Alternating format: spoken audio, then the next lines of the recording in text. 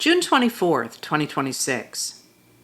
Today, strategic studies scholar Phillips P. O'Brien gave a comprehensive review of the events and outcomes of Trump's war on Iran. In his Phillips's newsletter, O'Brien noted that the USA is now negotiating without much, if any, leverage. That really is extraordinary. The Trump administration has put itself in a position where it cannot go back to the use of military force, cannot put much, if any, real pressure on Iran, and therefore will have to concede most of the main points to the Iranians. Personally, he adds, I have never seen the U.S. in such a position of weakness. O'Brien notes that because the U.S. has no significant leverage over Iran, the Trump administration will simply have to dissemble about non-existent Iranian concessions to try and make it seem that they have not been completely routed. They have been lying for months now, but as the magnitude of the loss becomes clearer, the lies will likely grow larger. O'Brien adds that the Trump administration seems utterly uninterested in achieving anything of substance and instead is desperately hunting around to win the narrative struggle in the USA itself. As if in illustration, Trump last night reacted to the Senate passage of a war powers resolution prohibiting him from further military action against Iran by posting, "So I have Iran on the ropes, ready to go down for the fall, willing to give us practically anything, and for the first time in decades, respecting the hell out of the United States and its president, me, and the U.S. Senate decides to have a poorly timed and meaningless War Powers Act vote, telling the #1 sponsor of terror in the world that the United States doesn't like what I'm doing to them and I must stop, and by so doing has provided aid and comfort to the enemy. 4 Republican losers voted with the Democrats, and Iran asked my people, what does that all mean? These senators have just made my job more difficult, but I will get it done one way or the other, because I always get it done." Illustrating the degree to which Trump's botched renovation of the Lincoln Memorial Reflecting Pool has come to represent his botched war on Iran, as well as the degree to which Americans have turned against both, social media users have taken to calling the algae-choked reflecting pool the Strait of Warm Ooze. The strait the Iranians have taken control of is called the Strait of Hormuz. Yesterday, the administration put fencing up around it to keep people away. Last night's primary results in New York, in which voters ousted established Democrats in favor of progressive candidates, is creating concern among Republicans about the upcoming midterm elections. The growing groundswell of support for a major reset of our political system suggests that maybe even Republicans' unprecedented mid-decade redistricting to favor Republicans may not cement control of Congress. Trump is clearly panicked. Just after midnight this morning, he posted that the big oil companies are not dropping gas prices as quickly as they should and accused them of price gouging. He said he had told the Justice Department to start looking into this and warned that gasoline prices better start going down a lot faster than what I'm seeing. At 2:38 a.m., he posted, "America the Beautiful will never be a communist country." On Monday, the Senate overwhelmingly passed a landmark bipartisan bill directed at making housing cheaper by boosting the national housing supply and homeownership, and by stopping private equity from buying up single-family homes. By a similarly overwhelming vote, the House passed the measure yesterday. It was expected to cruise to Trump's desk for a signature.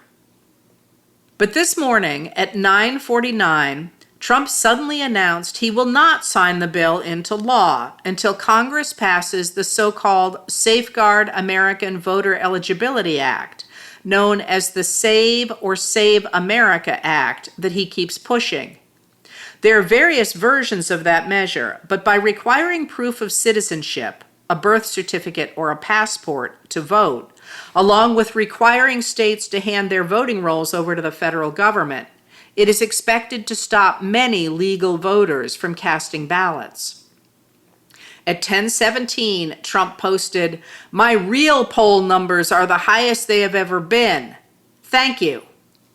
Then at 10:26, he posted, "Today's housing news conference and signing is hereby canceled until such time as we pass the desperately needed Save America Act, which I consider to be a national emergency.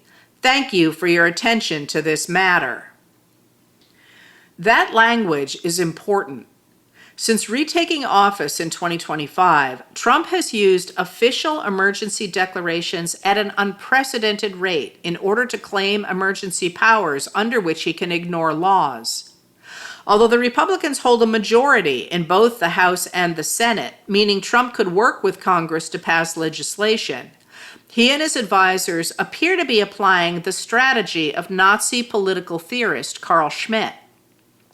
Much of Schmitt's philosophy centered around the idea that in a nation that is based in a constitution and the rule of law, power belongs to the man who can exploit emergencies that create exceptions to the constitutional order, enabling him to exercise power without regard to the law.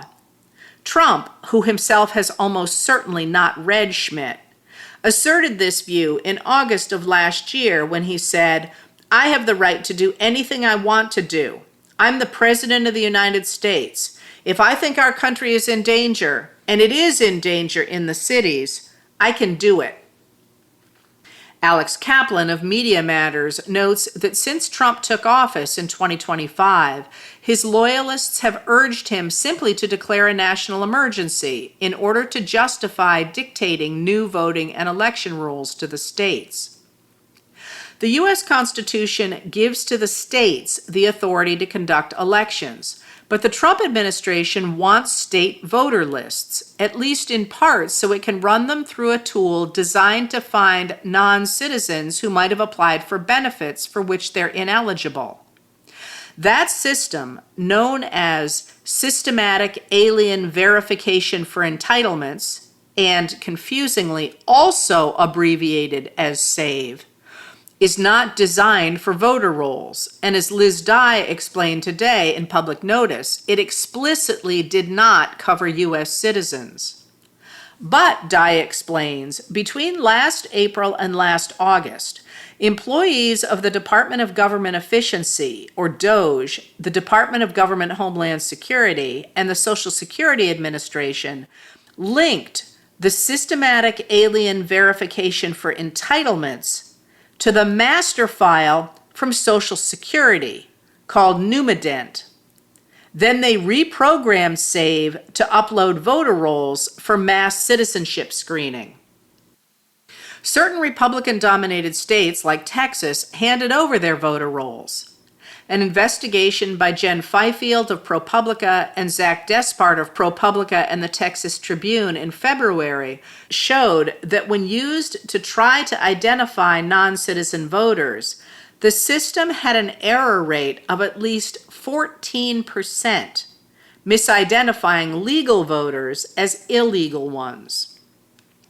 In addition to the system's inaccuracy, the uploading of the files, Dye notes, was a gross violation of the Privacy Act of 1974, which prohibits the government from repurposing an individual's data for a new use without notice and without providing for 30 days of public comment. On Monday, U.S. District Judge Sparkle Sugnanan in Washington, D.C., ruled that the administration could not use the SAVE system to check state voting rolls, saying, "The federal government has knowingly trampled on the privacy rights of American citizens in a manner that threatens the sacred right to vote." The Trump administration has sued 30 states and the District of Columbia to get their voter rolls. Courts have struck down Trump's attempts to get his hands on those rolls in all 9 of the cases on which there has been a ruling. And today, the Sixth Circuit Court of Appeals rejected the administration's suit against Michigan. Also today, U.S. District Judge Denise Casper in Boston permanently blocked much of Trump's March 2025 executive order trying to gain power over elections.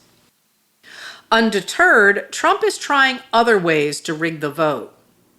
Over bipartisan objections, he installed loyalist William Pulte as acting director of national intelligence, turning the agencies responsible for keeping Americans safe away from international threats and directing them instead at Trump's domestic opponents. As Senator Mark Warner, a Democrat of Virginia, the highest-ranking Democrat on the Senate Intelligence Committee, told Jack Cocciarella on Sunday, Pulte can simply claim that there's a threat against the country and use that argument to place troops or immigration agents at the polls or to shut down the election. And today, testifying at a Senate Homeland Security Committee hearing, Postmaster General David Steiner told senators that under a new rule proposed by the Trump administration, the United States Postal Service will not deliver election mail in states that refuse to turn over their voting lists to the federal government. Senator Gary Peters, a Democrat of Michigan, clarified, so the proposed rule basically coerces states to conform to these new requirements and hand over their absentee voter rolls or face the consequences of not being able to vote by mail. Trump's obvious panic at the idea that voters might take away the Republicans' congressional majority raises a question. Why is he so worried? Journalist David Rothkopf noted that his desperation about losing in November is at such a high level that it is revealing. He is petrified of being held accountable by a Democrat-controlled Congress, of investigations, of his crimes being revealed. He's obsessed with his fear of losing. Representative Melanie Stansbury, a Democrat of New Mexico, who frequently records short videos explaining what's happening at the Capitol, posted from Statuary Hall about today's completely bizarre chapter.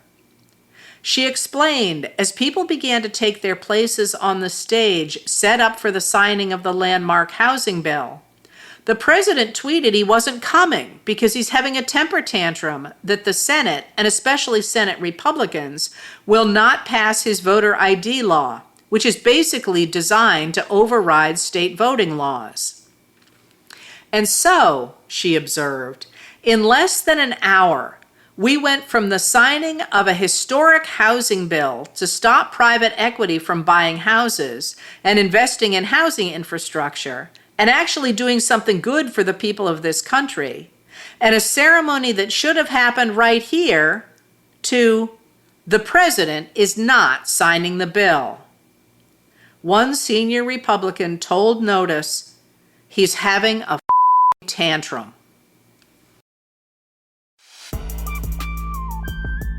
Letters from an American was written and read by Heather Cox Richardson. It was produced at Soundscape Productions, Dedham, Massachusetts. Recorded with music composed by Michael Moss.